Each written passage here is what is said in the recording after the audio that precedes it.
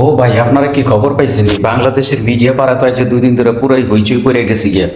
বাংলাদেশে নাকি নতুন সুদর্শন পুরুষ আবিষ্কার হয়েছে। বাংলাদেশে এতদিন যেসব পুরুষরা ছিল ওরা সুদর্শন এবং স্মার্ট ছিল না।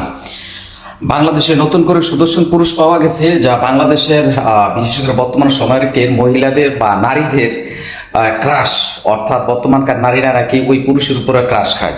তো আমি যখন গতকালকে এই নিউজটা দেখলাম, দেখার পর আমি খুব অধিক আগ্রহ নিয়ে আমি কিন্তু ওই লোকটাকে দেখার জন্য খুব চেষ্টা করতেছি যে বাংলাদেশে এতদিন যে বড় বড় সেলিব্রিটি ছেলেগুলা ছিল, মানে তাদেরকে ফেল মাইরা এই নতুন পুরুষ আবিষ্কার হইল, সুদর্শন পুরুষ, তাকে দেখার জন্য একটু কিউরিসিটি হইল।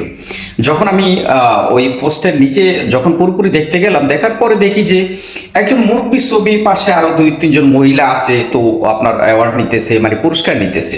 উনি নাকি বাংলাদেশের সুদর্শন পুরুষ। তো আমি মনে মনে চিন্তা করলাম যে মুরব্বী সুদর্শন পুরুষ হইতে পারে, ওখানে একটা সময় ছিল হয়তো এরকম। কিন্তু পরে যখন একা একটা পিকচার যখন আমি দেখলাম, তখন ওই মানে ওই মানুষটার ছবি দেখলাম, আমি তখন নিজেই দ্বিধাদ্বন্দ্বে পড়ে গেলাম, সে কি আসলে পুরুষ নাকি মহিলা নাকি অন্য কোনো কিছু বা অন্য কোনো জেন্ডার। তো পরবর্তীতে লেখাটাতে দেখলাম যে বাংলাদেশের বর্তমানে ক্রাশ বা সুদর্শন পুরুষ হচ্ছেন উনি। তো আসলে বাংলাদেশের উনি যদি সুদর্শন পুরুষ হয়, বাংলাদেশের সুপার স্টার যাকে বলা হয় সাকিব খান, এরকম আরো অনেক মডেলরা আছেন, তো তারা কি এতদিন বাংলাদেশে মানে পুরুষ ছিলেন না? ওনার কি কোনো নারীদের আইডল ছিলেন না? তো এই যে জিনিসটা আল্লাহ তাআলার সৃষ্টি, একটা মানুষ এত সুন্দর রূপ সৌন্দর্য লাবণ্য দিয়ে তৈরি করেছেন, সেই সৃষ্টিটাকে সম্পূর্ণ বিকৃতি করে, সেটাকে সম্পূর্ণ চেঞ্জ করে দিয়ে আপনি যে একটা আকৃতি তৈরি করলেন, যেটা কোনো জেন্ডারের ভিতরে পড়ে না, না পুরুষ না মহিলা। আর যদি আমাদের গ্রাম্য ভাষায় যেটা বলেন সেটা হিজলা, তাদের মুখেরও কিন্তু একটা আকৃতি আছে, কিন্তু তার দেখলাম এখানে রিং, এখানে রিং, এখানে রিং, কানে রিং, তার কি অবস্থা! পুরুষ হলে টাটু আঁকা এবং তার স্টাইল, এটা কোনো নারীর ভিতরেই পড়ে না ভাই।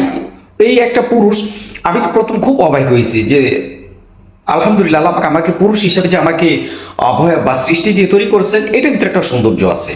কিন্তু আমি ওই পিকচারটা দেখে আমি নিজে হতবাক হয়ে গেলাম যে আসলে আমি মাঝে মধ্যে বলি যে বর্তমানকার পৃথিবীর মানুষের রুচির যে একটা চেঞ্জ হয়ে গেছে, মানুষের রুচির যে পরিবর্তন হয়েছে, অর্থাৎ রুচিটা তাদের এরকম পর্যায়ে এসে পৌঁছেছে যে আজকে একজন পুরুষের জায়গায় তাকে রাখে না, তাকে নারীর জায়গায় নিয়ে যায়, একটা নারীকে তার জায়গায় রাখে না, তাকে পুরুষে রূপান্তরিত করে ফেলে।